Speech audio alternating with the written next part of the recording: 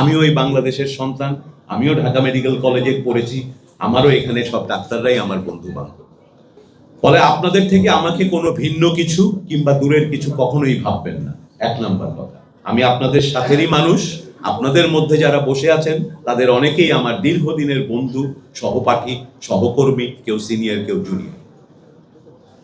একই সাথে আপনারা যেমন ড্যাবের মেম্বার হিসেবে, জাতীয়তাবাদী সৈনিক হিসেবে গত 17 বছর প্রতিটা জায়গায় যে যার অবস্থান থেকে কিন্তু আপনাদের প্রতিবাদগুলো জারি রেখেছেন এবং সেই কারণে কিন্তু আপনারা ভুক্তভোগী হয়েছেন।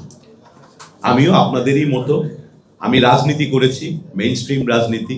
গত 17 বছর ধরে বিএনপির সঙ্গে আমার এলাকায় ঢাকায় মিছিল, মিটিং, সমাবেশ, রাজনীতিবিদকে যা করতে হয় আমরা তাই করেছি।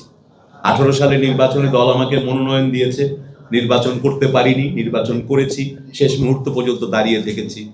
আমাদের সমস্ত লোককে গ্রেফতার করা হয়েছে, মামলা দেওয়া হয়েছে মিথ্যা, তাদেরকে বাস ভরে নিয়ে গিয়ে হাইকোর্টে জামিনের জন্য ব্যবস্থা করেছি। শত শত আসামি।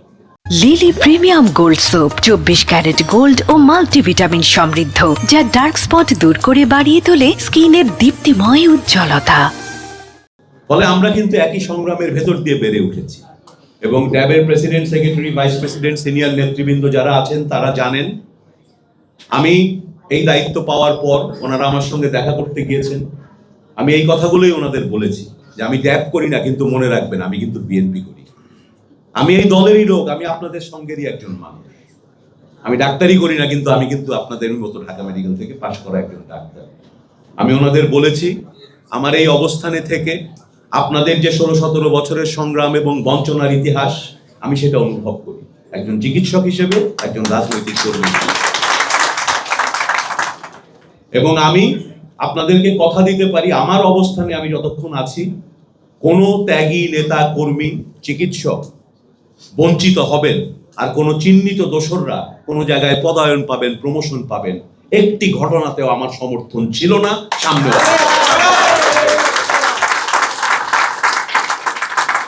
কয়েকটি ঘটনা ঘটেছে, সেগুলো অধিকাংশই ঘটেছে আমি মধ্যে জেনেভাতে ওয়ার্ল্ড হেলথ অ্যাসেম্বলিতে আমাদের ডেলিগেশন নিয়ে গিয়েছিলাম। সেই সময় কিছু ঘটনা ঘটেছে যেগুলো ঘটার কথা না। এর আগে আরেকটি ঘটেছে, সেখানেও ঘটার কথা না। হওয়ার সঙ্গে সঙ্গে আমি আমাদের ফোরামে, আমাদের নিয়ম মেনে, আমাদের ভেতরেই আমরা প্রতিবাদ জানিয়েছি এবং কিছু কিছু ক্ষেত্রে তারপরে সেগুলোকে চেঞ্জ করতে হয়েছে। তা আপনারা হতাশ হবেন না, হয়তো কিছু কিছু ভুল হচ্ছে, কখনো কখনো যেটা বলেছি ষড়যন্ত্রকারীরা আছেন। আজকাল তো ষড়যন্ত্রকারীরা আর প্রকাশ্যে ষড়যন্ত্র করেন না, তারা গুপ্ত থাকেন, সুতরাং আমাদেরকে সতর্ক থাকতে হবে। শেখ হাসিনাও কিন্তু টের পাননি তার কোন পর্যায় পর্যন্ত গুপ্তরা ঢুকে গিয়েছিলেন। আমরাও কিন্তু জানি না আমাদের কোন পর্যায় পর্যন্ত তারা চলে আসছে।